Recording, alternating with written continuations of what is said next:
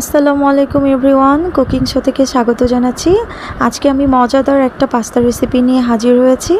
আমি জানি পাস্তা সবাই রান্না করতে পারে না, সবাই তাই খেতে পছন্দ করে না, কেননা সবাই নুডলসের মতোই রান্না করে।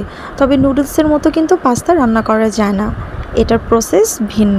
চলুন দেখে আসি কিভাবে রান্নাটা করছি আমি।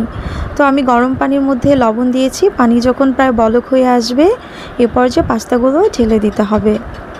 তারপরে টানা 10 থেকে 12 মিনিট এটাকে জাল করব। জাল করে এভাবে একটা ছাঁকনিতে আমি ছেঁকে নিব। তবে মনে রাখবেন, কোনো ঠান্ডা পানি দিয়ে এটাকে আর ধোয়া যাবে না, ঠিক আছে? স্টিকি ভাবটা রাখতে হবে।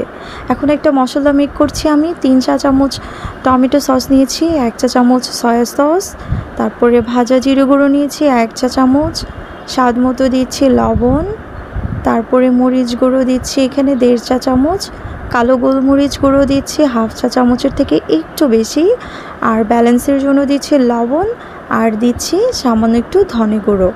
এখন একটু পানি দিয়ে মশলাটাকে মেক করব। এটাই হচ্ছে মূল ইনগ্রিডিয়েন্টস, ঠিক আছে? পাস্তা রান্নার জন্য এটাই আমার মূল একটা মশলা। তো এখন আমি পাস্তা রান্নায় চলে যাব। নুডলসের মতো রান্না করলে কিন্তু হবে না, এই জন্য অনেকে খেতে পছন্দ করেন না। তো এই মশলাটা আশা করছি আপনারা করতে পারবেন এই ভিডিও দেখে। সর্ষে তেলে রান্না করছি। রসুন কুচি দিয়ে কয়েক সেকেন্ড পরে আমি পেঁয়াজ কুচি দিচ্ছি। 1 মিনিট আমি ভেজে নিচ্ছি। পেঁয়াজ রসুনকে অনলি 1 থেকে 1.5 মিনিট ভেজে নিচ্ছি। এরপরে এখানে একটা ডিম অ্যাড করব। আপনারা চাইলে 2টো ডিমও দিতে পারেন, চাইলে 3টা ডিমও দিতে পারেন। যেহেতু আমি মশলা দিয়ে আজকে পাস্তাটা মেক করব, কাজেই ডিমটা আমার কাছে মনে হচ্ছে যেন অপশনাল। যাই হোক, আমি একটা ডিম দিয়ে আজকে করে দেখাবো। ডিমটাকে এভাবে স্ক্রাম্বল করে নিতে হবে এবং এটাকে আমি তুলে ফেলবো এবং পাস্তা রান্নার শেষের দিকে ডিমটাকে অ্যাড করে দেব। তো ডিম স্ক্রাম্বল করা হয়ে গেলে তুলে নিচ্ছি। ওই তেলের মধ্যে এখন আমি সেই মশলাটা দিয়ে নিচ্ছি যেটা আমি মেক করেছি। বলক আসার পরে আমি টমেটো কুচি দিয়ে দিব। এখানে আমি 2টো টমেটো নিয়েছি বড় সাইজের, আপনারা চাইলে 3টাও দিতে পারেন। তবে হ্যাঁ, টমেটো আপনাকে দিতেই হবে। যদি পাস্তা রান্নাটাকে একটু জুসি করতে চান, অনেকটা টেস্টি করতে চান, তাহলে কিন্তু টমেটো দিতে হবে আপনাকে। আবার টমেটো সসও কিন্তু ইউজ করতে হবে। মোট কথা, আমি ঠিক যেভাবে করেছি, কোনো ইনগ্রিডিয়েন্টস আপনাকে বাদ দেওয়া যাবে না, ঠিক আছে?